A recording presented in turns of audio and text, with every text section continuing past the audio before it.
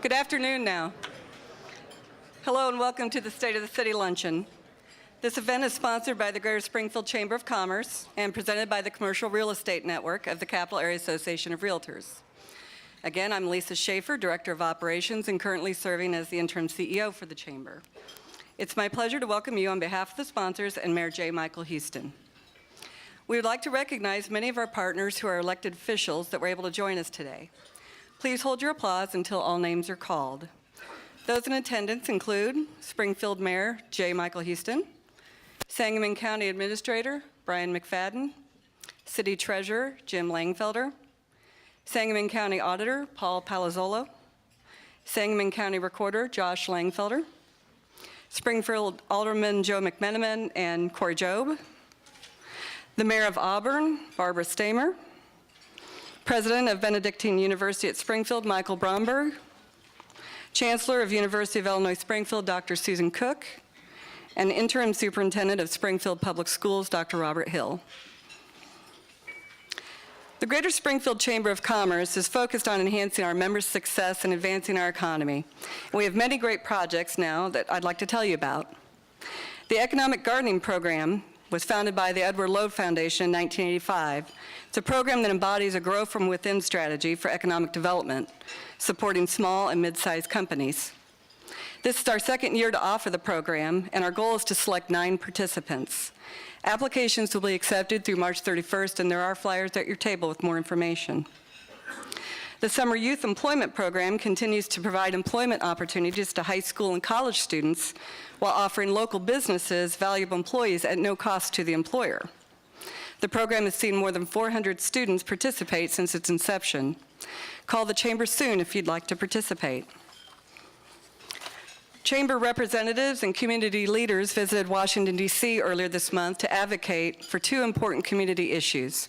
Implementation of the Springfield Rail Improvements Project was discussed as our community's top priority, which will make our community safer, better, connected, and create jobs, especially in the Med District. We also advocated for a new cyber mission at the 183rd Air Base, which would utilize the facilities already in place at the 183rd. The Chamber received results from its second round of the Gallup student poll, with 71% of students in Sangamon County participating. This gives us a better picture of hope, engagement, and well-being, and a clearer picture of long-term student success. Results of this poll are being used to implement action plans in the Ball-Chatham District and School District 186. The Small Business Awards is coming up June 24th at the Crowne Plaza Hotel. We will again be honoring those chamber members who have excelled in their businesses. I hope you're able to attend and share in the success of your fellow chamber members. For more information about these projects and other exciting things happening at the Chamber, call us or visit our website, www.gscc.org. Last but not least, I ask that you go up to the show floor after this event and see everything that Business Connections has to offer. We really encourage members to do business with other chamber members, so I hope you'll take a few minutes before you go back to work and walk around the show floor. The show opens at 1 o'clock, and a show guide is at your table with more information. I would now like to introduce Steve Myers of Myers Commercial Real Estate and President of the Capital Area Association of Realtors and past Chairman of the Commercial Real Estate Network.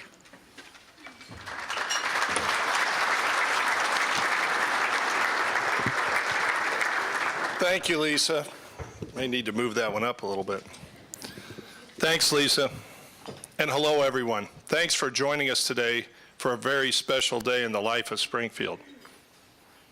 It's a pleasure that we're here today representing the Commercial Real Estate Network, which is, as Lisa said, a division of the Capital Area Association of Realtors. CRIN promotes the right to own, use, lease, manage, develop, and transfer commercial real property in our area. CRIN protects and promotes private enterprise, a free and orderly market, and collective action to make sure that government works with us as all those things occur within our marketplace. It is now my pleasure to introduce our Mayor, J. Michael Houston.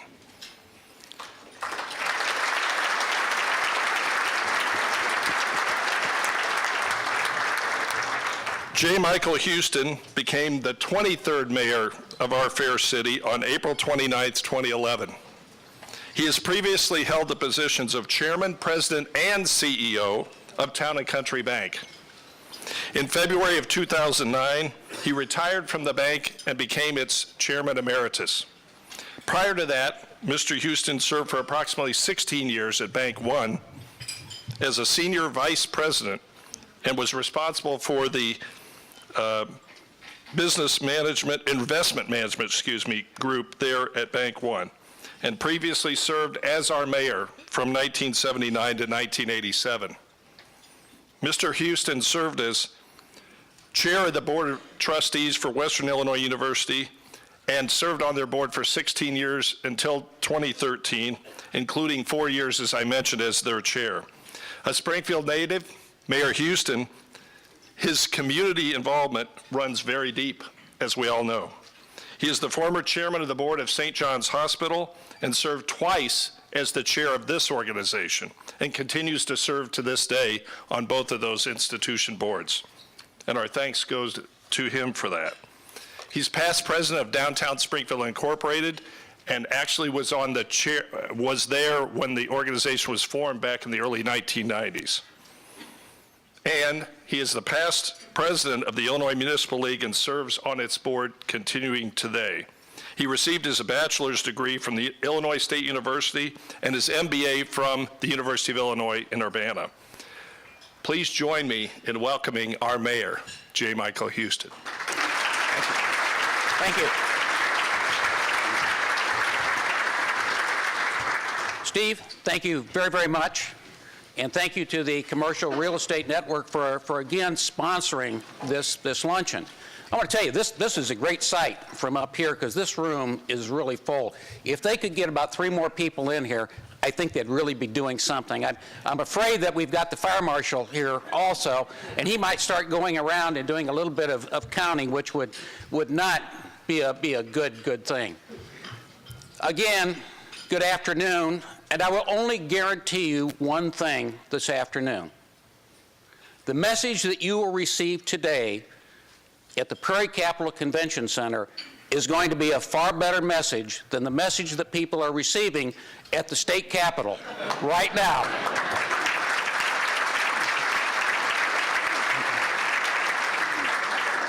Sister Catherine, thank you for that prayer, because I think you really covered all the bases. I always appreciate when people ask for others to pray for me, because that really is important in terms of what I do, and really helps me in terms of keeping going.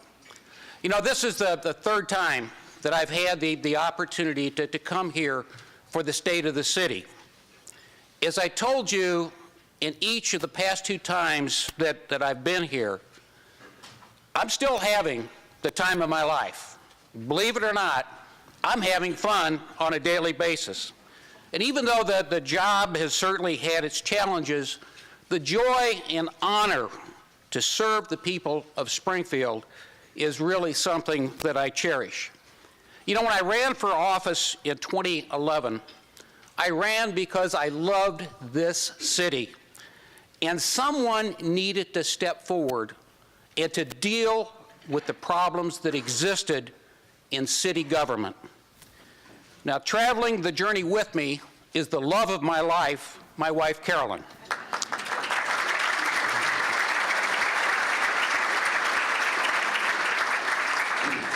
For 47 years, she has been my support, and I thank you for standing with me and really making me what I am today. I am pleased for the 3rd year in a row to stand before you with positive news on the financial condition of the city.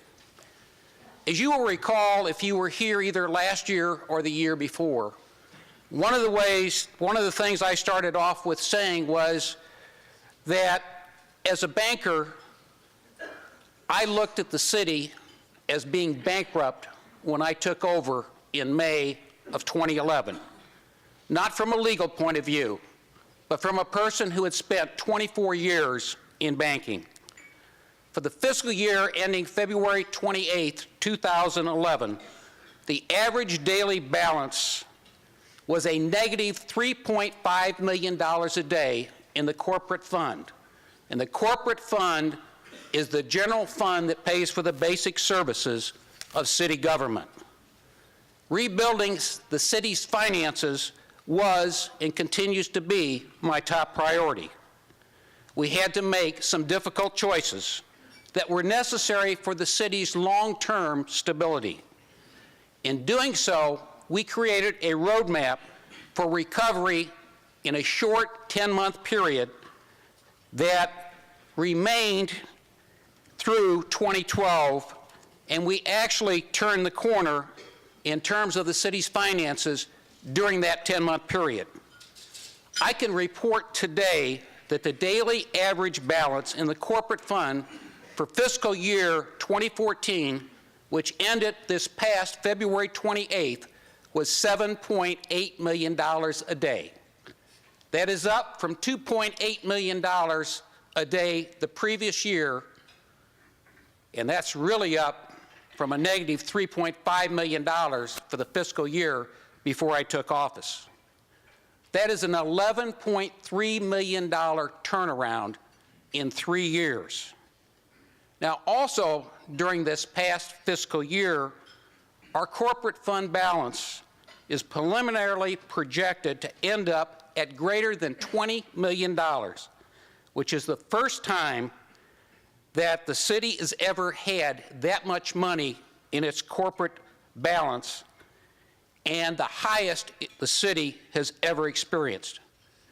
Now, if there's anyone here who thinks that this just happened, or suddenly we had an influx of money, I want to tell you something. You're wrong. It happened for one reason.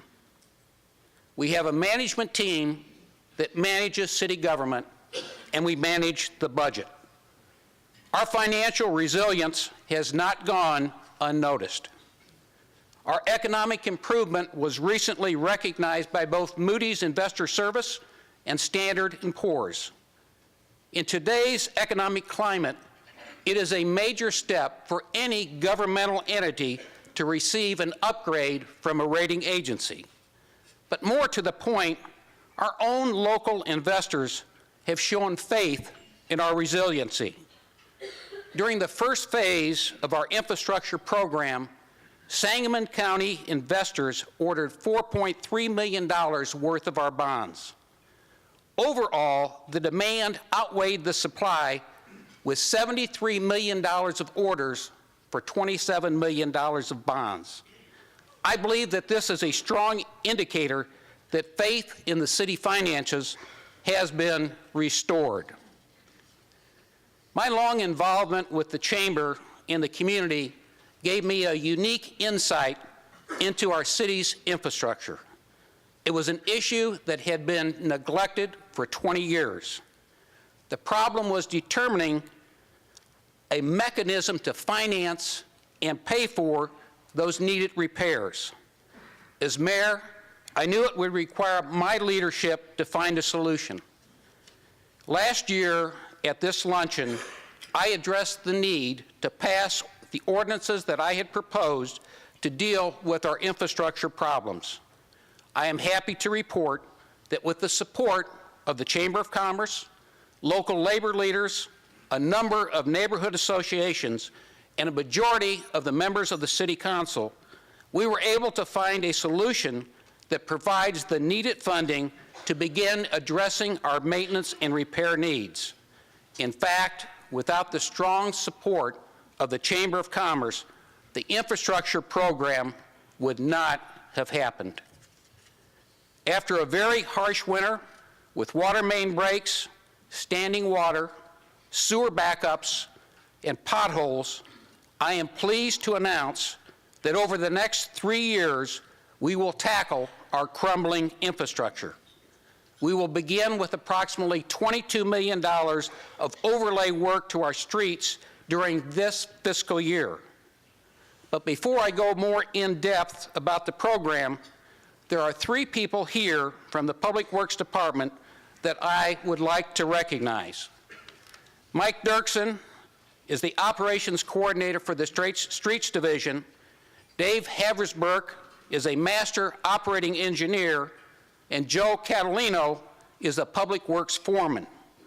They have been at the forefront of the crews that work so hard to keep our streets cleared during this unusual winter and are here today representing all the workers of the Public Works Department.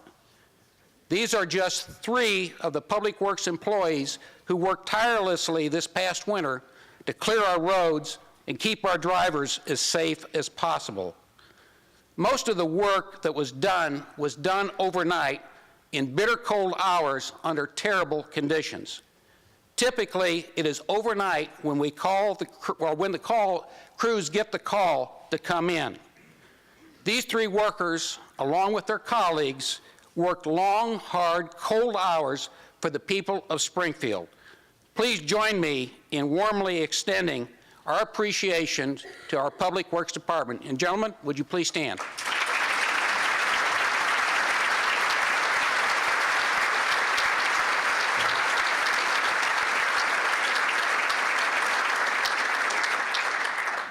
I also want to take the opportunity to recognize Mark Mahoney, who has done an outstanding job as the Director of Public Works, and he has done it with 27 less people than when I took office. Mark, please stand up.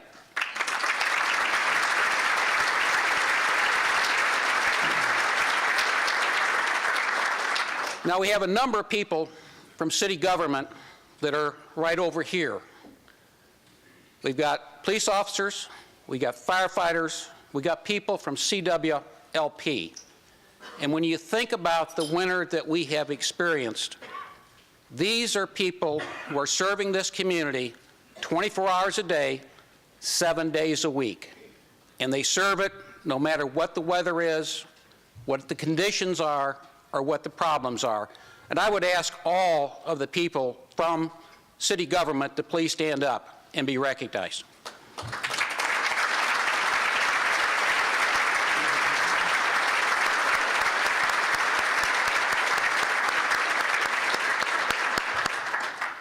You know, as we look forward, we anticipate a very busy 2014 construction season. We are embarking on an unprecedented $86.6 million investment over the next 3 years that will bring much needed repairs to our streets and sidewalks. In addition, we will be investing approximately $100 million in sewers alone over the next 30 years. Engineering and planning are already underway with storm sewers and street repairs simply waiting for the weather to turn. Every street in the city has been rated on a 5-point scale. Residents need to know that the streets that are rated the worst will be overlaid first. Over the course of the program, more than half of Springfield's 625 miles of roads will be redone. We will be doing $9 million worth of sidewalk repairs, with $3 million being spent this year alone. We will be investing millions more in oil and chip road repair, concrete patching, brick street repair, drainage improvements, traffic signal modernization, and a number of preventive maintenance programs. Those programs are critical to maintaining the infrastructure we have, but there is more to do and more is planned if we are serious about repairing our community's infrastructure. You know, as we think about the future of Springfield, there is no project or issue more important to our city than moving the railroad tracks from 3rd to 10th Streets. I am sure that many of you are like me, and you are already experiencing delays due to the increased number of freight trains that are passing through our city. With the help of Senator Durbin and other members of our congressional and state legislative delegations and Governor Quinn, the move of the 3rd Street tracks to 10th Street is well underway, with the Carpenter Street underpass set to begin construction this summer. In the meantime, however, enhancements to 3rd Street will allow the 10th Street consolidation to move forward while improving safety on the 3rd Street tracks. Quad gates and fencing will be added to allow the trains to increase speed from 25 to 40 miles per hour through the city. These type safety features will create a much-needed quiet zone along the 3rd Street tracks, which will only enhance residential prospects along the entire rail corridor, particularly our downtown. This year, we will finish up on a number of other capital projects. We are close to completion on the much-needed bridge repairs on Chatham Road, with work on Fayette Avenue likely later this year. Other deteriorating bridges are scheduled for repair. With the help of state funds and tax increment funding, we are continuing with our downtown streetscape improvements that have proven so popular and have improved our downtown appearance. The Stanford extension, which will create an east-west corridor for our city, is progressing into land acquisition in the final design engineering phase, with construction possible late this year or next. Last Wednesday, Governor Quinn announced a much-needed overlay on a segment of Wabash east of Cokie Mill Road and the expansion of a segment of Cokie Mill from Cokie Mill to I-72 at a cost of over $20 million. Dirksen Parkway's expansion to 5 lanes on a segment has just begun between Clear Lake and Ridge at a cost of approximately $10 million. With the growth in that part of the city, this is a significant and much-needed improvement along that corridor. All this work means jobs and more jobs. Local engineering, local contractors, and local labor are hard at work, and many more will soon begin as the weather turns. We are now making the investments in our infrastructure that are necessary to sustain our community while positioning it for strong growth in the future. I believe we are in a position to have much progress in Springfield. We continue to be a thriving center of commerce, and we've already seen much progress in the last year. For anyone who has been down South MacArthur recently, you have seen what has been done in transforming an old big box location into an 89,000 square foot grocery store in less than a year. It is our expectation that the beautiful new $10 million Hy-Vee grocery store will open prior to Memorial Day. It will be a full-service grocery store featuring an in-store restaurant along with a drive-through coffee shop and a pharmacy. Hy-Vee has hired 125 full-time employees and last week hired 500 part-time employees. The city of Springfield created a tax increment district along a small portion of South MacArthur to revitalize this area and will be contributing $3.5 million from the MacArthur Boulevard TIF. The overall benefit of this community investment is to provide quality grocery service to underserved nearby neighborhoods, revitalize the entire site, and stimulate investment up and down MacArthur Boulevard. In addition, it will create jobs and property tax revenues for the 10 taxing bodies on the property tax bill after the TIF has expired. And while talking about MacArthur Boulevard, the outlets at Springfield will be breaking ground on their 80-store development south of Shields this spring. Downtown Springfield is looking just as exciting, if not more. We are close to finalizing the purchase of the entire square block immediately north of the Governor's Mansion between Jackson and Capitol and 4th and 5th Streets. Talk about a prime piece of real estate. Talk to our commercial real estate people about that particular block. We will be soliciting proposals for the redevelopment of that block, which will have a dramatic impact on our downtown. Barker Development Corporation has completed the exterior and most of the interior rehabilitation of the Motor Inn at 4th and Monroe in the central area using $860,000 of TIF funds.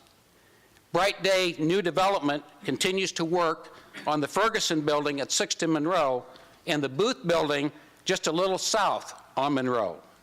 The city has committed $1.65 million in TIF funds to these projects, and they have already had an extensive cleanup and the removal of exterior window grades. You know, as you look at those three projects, it is amazing how each of those three projects have already done for the appearance of their respective areas. The City of Springfield is pleased to partner with the Kidzeum to assist in the rehabilitation and building improvements with $888,000 of TIF funds for the old Sneppen Barnes building on the 400 block of East Adams. We continue to benefit from the dramatic investment from our healthcare industries. St. John's Hospital, Memorial Medical Center, the Springfield Clinic, and Southern Illinois University School of Medicine together have invested over $350 million in their respective physical plants. These projects have kept people in the construction and related trades and professions working during some very difficult economic times. This is in addition to what they contribute to our economic vitality by means of employment and the valuable contributions they make to the region's well-being and quality of life. Another critical component to our local economy is our visitors industry. The $5 million overhaul and the opening of the newly renovated President Abraham Lincoln Springfield, a DoubleTree by Hilton hotel, represents a significant entry into the national market of travelers, tourists, and conventioneers. It will serve to strengthen the city's position in attracting conventions to the recent $15 million renovation of the neighboring Prairie Capital Convention Center. This renovation allows our Convention and Visitors Bureau to attract new business, retain existing customers, and gives us new sales and marketing opportunities to groups and associations. The city is proud to partner with the Springfield Metropolitan Exposition and Auditorium Authority by means of $5 million of assistance in TIF funding. What they have done here at the Prairie Capital Convention Center is simply amazing. And I talked to Tim Smith while we were having lunch, and the chairs we are sitting on are going to be replaced. They've been in service since 1979, and believe me, the convention center has got their money's worth out of them. The History Comes Alive program will begin its 5th season in downtown Springfield at the beginning of June, and will be filled with period reenactments and musical entertainment to coincide with the tourism high season. With all the great programs, our strong finances, improving infrastructure, and improving quality of life, Springfield continues to rank high as one of the most affordable metropolitan areas in the country due to our low cost of living. We need to build on those assets and strengths. Having said all that, now is not the time to change direction or to rest on our laurels. Economic uncertainty and a multitude of other challenges remain. We must stay the course and continue to operate a smaller, more efficient, and more cost-effective government as we deliver quality services to the people of Springfield. Thank you for your attention, for your love of our city, and for your partnership in working with us to ensure our continued growth and development. We are a stronger community because we all stand together. May God bless you, and may God bless the great American city of Springfield. Thank you very much.